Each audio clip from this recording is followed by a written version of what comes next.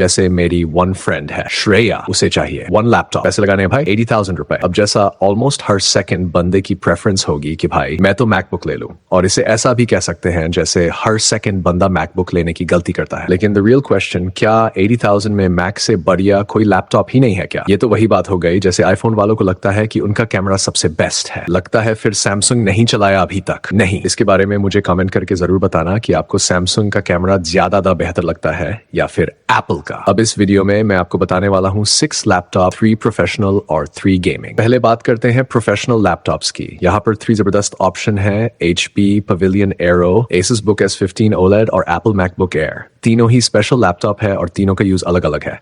अब देखते हैं कि कौन सा लैपटॉप किस यूजर के लिए सबसे बेस्ट रहेगा। HP Pavilion Aero one super lightweight laptop. अगर आप कहीं भी ट्रैवल करते हो तो इससे बढ़िया ऑप्शन आपके लिए कोई नहीं हो सकता। सिर्फ 970 ग्राम वेट, और भाई इसकी डिस्प्ले बहुत ही ज्यादा स्पेशल, 13.3 इंच की full HD plus IPS anti glare display, 400 nits brightness और 100% sRGB सपोर्ट। फॉर्म फैक्टर एकदम एप्पल वाला, प्रीमियम फिनिशिंग। अब देखो, स्टूडेंट्स के लिए तो ये लैपटॉप एकदम बवाल चीज है। चाहे आप MBBS की पढ़ाई कर लो 5 इयर्स तक, तो ये लैपटॉप कहीं नहीं जाने वाला। लेकिन पढ़ाई का भी फर्क होता है। अगर मान लो आपको गेम डेवलपमेंट करनी है, म्यूजिक प्रोडक्शन करना है या फिर 3D मॉडलिंग करना है, तो भाई इस लैपटॉप पर ग्राफिक्स सेंट्रिक काम नहीं हो पाएंगे। वो गेमिंग लैपटॉप्स के लिए छोड़ दो। लेकिन इसका प्रोसेसर भाई एकदम तगड़ा। Ryzen 7 दिया गया है, लेकिन ये है Ryzen 7 7840U processor, 8 core 16 threads. अब देखो 80,000 रुपए खर्च कर रहे हो, लेकिन इस प्राइस रेंज में Ryzen 7000 सीरीज के बहुत ही कम लैपटॉप मिलते हैं। इसका कंपैरिजन करके देखते हैं। इस बजट में आपको Intel Ultra 7 155U मिल सकता है, लेकिन उसके कंपैरिजन में Ryzen 7 7840U की परफॉर्मेंस ज्यादा बढ़िया है। और अगर हम Intel के सबसे बेस्ट ऑप्शन i7 155U से भी कंपेयर करें, तो भाई Ryzen 7 7840U उसको भी बीट कर देता है। मतलब U सीरीज का सबसे तगड़ा प्रोसेसर। अब बात करें प्राइस की, भाई ये लैपटॉप आपको सिर्फ 77,000 रुपए में मिल जाता है। 16GB DDR5 RAM, 6400 MHz speed,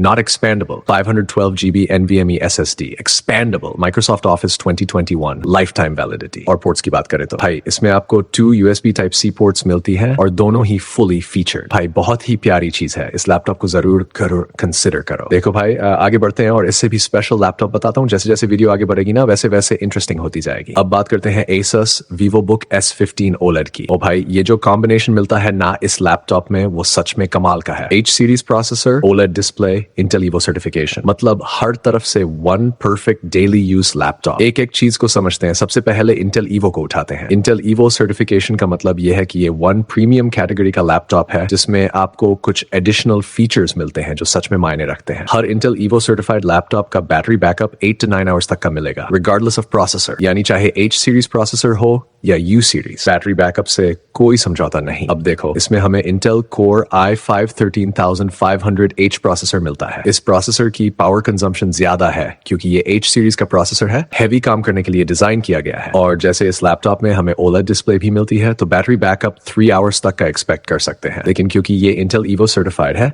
इसकी बैटरी 8-9 आवर्स तक चल जाएगी। अब आते हैं पोर्ट्स पर। Thunderbolt 4 port, fast charging support, 15 minute charge पर 3 आवर रन टाइम, ब्लूटूथ और वाईफाई का latest version, fingerprint sensor, privacy shutter camera, सभी प्रीमियम फीचर्स। अब प्रोसेसर की परफॉर्मेंस की बात करें तो इसी बजट में Core i5 13420H और i5 12500H भी मिल जाते हैं, लेकिन इनके कंपैरिजन में 13500H की परफॉर्मेंस अनबीटेबल है। जितना मर्जी हैवी काम करो, लैपटॉप आपको डिसअपॉइंट नहीं करेगा। अब सेकंड बढ़िया चीज क्या है, 16GB DDR5 RAM, 4800 MHz speed, 512GB SSD। Storage को अपग्रेड कर सकते हो, रैम फिक्स है। लेकिन जो मेरी फेवरेट चीज है इस लैपटॉप की डिस्प्ले, 15.6 इंच की 2.8K OLED display, glossy finish, anti glare नहीं है, थोड़ी रिफ्लेक्शन होगी, लेकिन प्रोफेशनल यूज के लिए OLED डिस्प्ले बेस्ट ऑप्शन होती है। 120 hertz refresh rate, 100% DCI-P3, 600 nits brightness, मतलब बजट की सबसे बेस्ट डिस्प्ले। अब प्राइस की बात करें तो सिर्फ 75,000। मेटल बॉडी के साथ आता है जो ड्यूरेबिलिटी को और भी ज्यादा बढ़ा देती है। 180 डिग्री हिंज, मतलब लैपटॉप की स्क्रीन पूरी फ्लैट हो सकती है। Intel Iris ग्राफिक्स,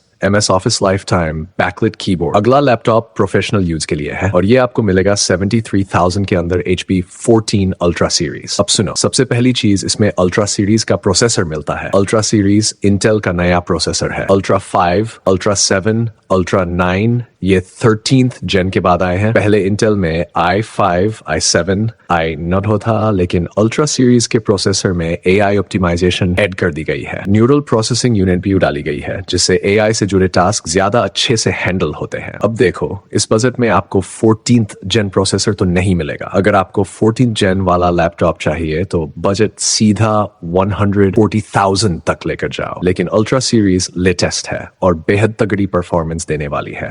अब सवाल यह है कि अल्ट्रा 5 ले या अल्ट्रा 7। जब अल्ट्रा 7 सेम प्राइस में मिल रहा है तो अल्ट्रा 5 क्यों लेंगे? अब रैम और स्टोरेज देखो, 16 GB DDR5 RAM, 5600 MHz speed, 512 GB SSD जो एक्सपेंडेबल है, 14 इंच की full HD IPS display, 300 nits brightness, Intel arc graphics, MS office lifetime, backlit keyboard, privacy shutter camera, fingerprint sensor, सब कुछ। अब देखो, 3 लैपटॉप चेक किए हैं, आपको कौन सा सबसे सही लगा कमेंट सेक्शन में बताना जरूर। अब बात करते हैं गेमिंग लैपटॉप की, लेकिन उससे पहले एक ऐसा गेमिंग लैपटॉप बताऊंगा जो आपको नहीं खरीदना चाहिए। HP Victus गेमिंग लैपटॉप 70,000 में RTX 3050। भाई 80,000 का बजट है और RTX 3050 क्यों खरीदेंगे?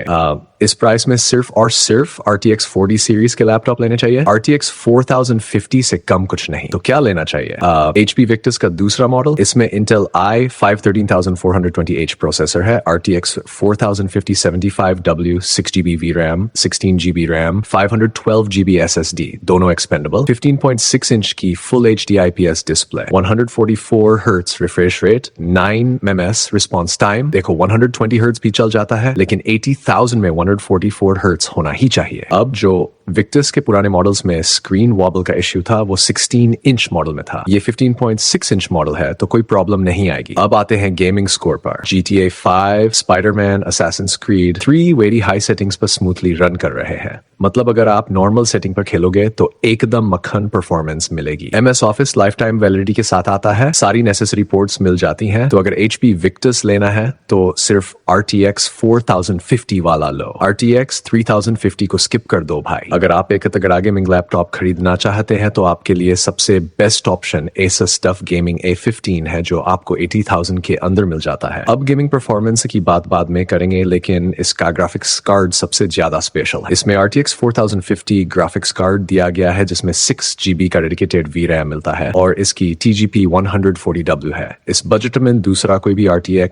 4050 ग्राफिक्स कार्ड वाला लैपटॉप आपको 140W GP के साथ नहीं मिलेगा। मतलब इस बजट में यह सबसे बेस्ट डील है। अब प्रोसेसर की बात करें तो इसमें Ryzen 7 7400 या फिर Edge प्रोसेसर दिया गया है, सीरीज का लेटेस्ट। चाहे आपको भी हेवी गेमिंग करना चाहते हो, एडिटिंग करनी हो, 3D मॉडलिंग करनी हो, गेम डेवलपमेंट या ऐप डेवलपमेंट, सब कुछ ये लैपटॉप आसानी से हैंडल कर लेगा। अगर आप हेवी सॉफ्टवेयर जैसे Adobe Premiere Pro, After Effects, Blender या किसी भी प्रोग्रामिंग सॉफ्टवेयर पर काम करना चाहते हैं तो यह लैपटॉप आपको कोई दिक्कत नहीं देगा। अब बात करें इसकी रैम और स्टोरेज की तो 16GB DD5 रैम दी गई, जिसकी स्पीड 4800 MHz है और यह एक्सपेंडेबल भी है, जिसे आप 30GB तक बढ़ा सकते हैं। स्टोरेज की बात करें तो इसमें 512 GB SSD दी गई है, एक्सपेंडेबल है। तो अगर आपको फॉर फ्यूचर में ज्यादा स्टोरेज चाहिए तो आप इसे आसानी से अपग्रेड कर सकते हैं। अब डिस्प्ले पर आते हैं। इसमें 15.6 इंच का फुल HD IPS डिस्प्ले दिया गया है, जिसका रिफ्रेश रेट 144 Hz है और यह 100% RGB को सपोर्ट करता है। यह एक प्रॉपर गेमिंग डिस्प्ले है जिसमें आपको कलर एक्यूरेसी और स्मूथ विजुअल्स दोनों मिल जाते हैं। इसके अलावा इसमें single zone RGB backlight keyboard दिया गया है, जो गेमिंग के एक्सपीरियंस को और भी बेहतर बना देता है। अब असली चीज जिसकी सबको सबसे ज्यादा जरूरत होती है, यानी गेमिंग परफॉर्मेंस। हमने इस लैपटॉप पर कई गेम्स टेस्ट की, जैसे ब्लैक मिथ वुकोंग,